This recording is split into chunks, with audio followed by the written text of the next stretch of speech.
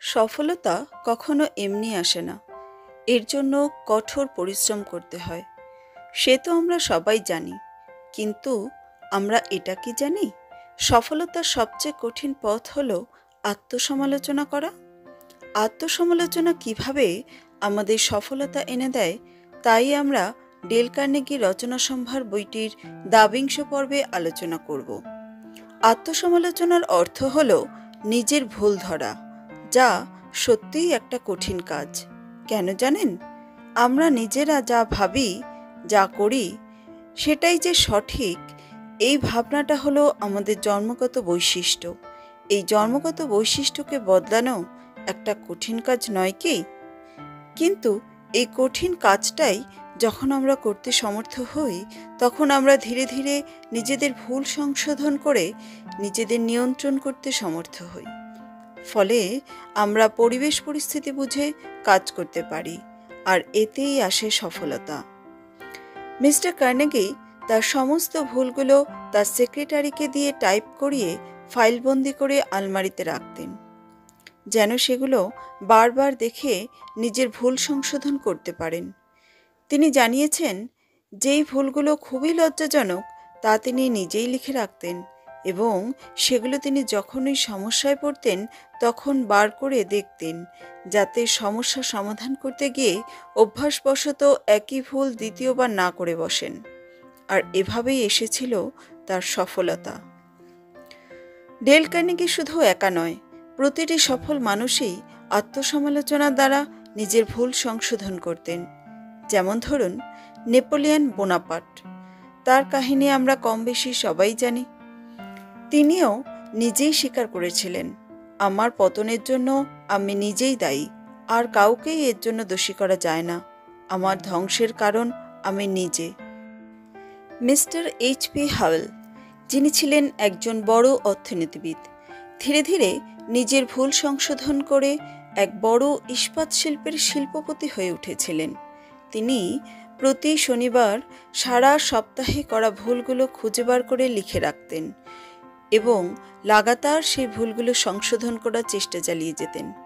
আর এটাই ছিল তার সাফল্যের পথ। এবার আসা যাক মিস্টার বেঞ্জামিন ফ্র্যাঙ্কলিনের কথায়।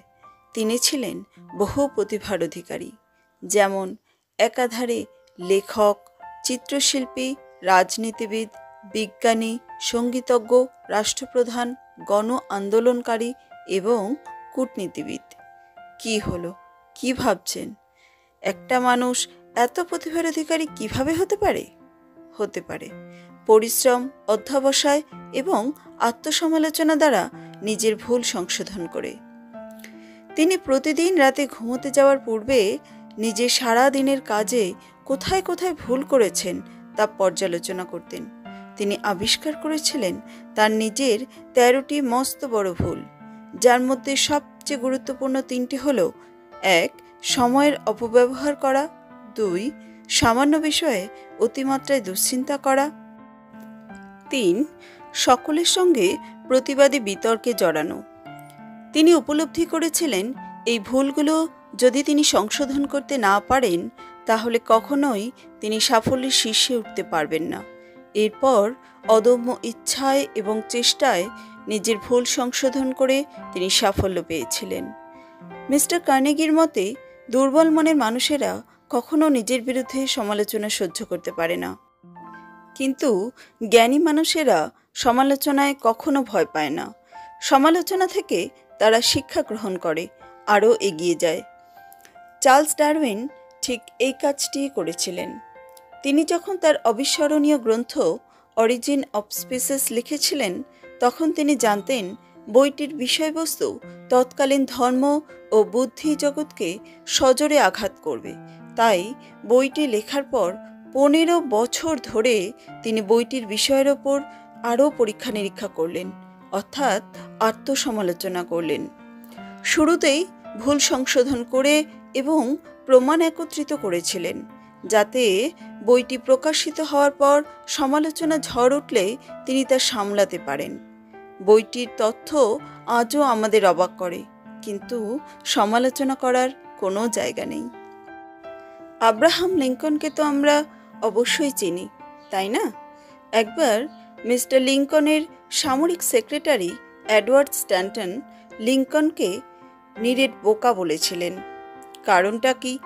এডওয়ার্ড স্ট্যান্টনের ধারণা, এক স্বার্থপর রাজনৈতিক নেতাকে খুশি করতে গিয়ে লিঙ্কন সেনাবাহিনীকে স্থানান্তরিত করার আদেশপত্রে সম্মতি জানিয়েছেন।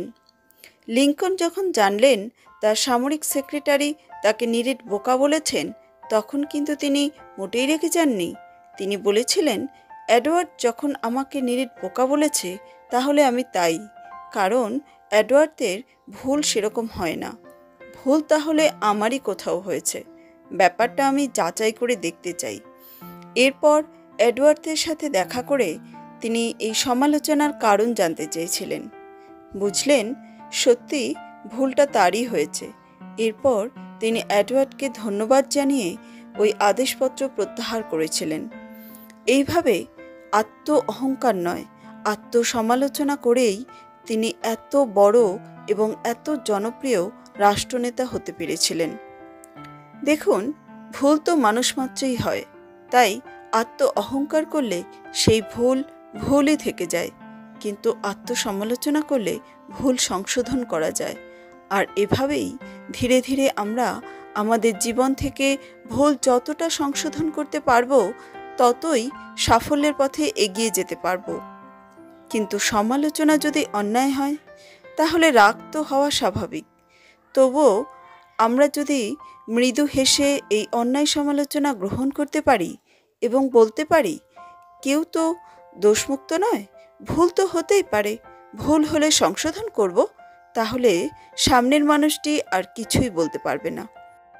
এক ব্যক্তি প্রথমে কোলগেট কোম্পানির সেলসম্যান হিসেবে কাজ করতেন, কিন্তু তার প্রোডাক্ট খুবই ধীর গতিতে বিক্রি হতো। তিনি জানতেন তার প্রোডাক্টে কোনো সমস্যা নেই, কিন্তু তাহলে সমস্যাটা কোথায়? আত্মসমালোচনা করে বুঝেছিলেন সমস্যা তার ভেতরেই আছে। এরপর তিনি ওই প্রোডাক্ট বিক্রিতে অসফল হলে তিনি বলতেন, আমি আপনাদের কাছে সাজেশন চাইতে এসেছি, আমাদের প্রোডাক্টে কোথায় ভুল আছে তা জানতে এসেছি। দয়া করে যদি একটু আমাকে ভুল ত্রুটিগুলো বলে দেন তাহলে ভালো হয়। এর ফলে কাজ হতো অবিশ্বাস্য।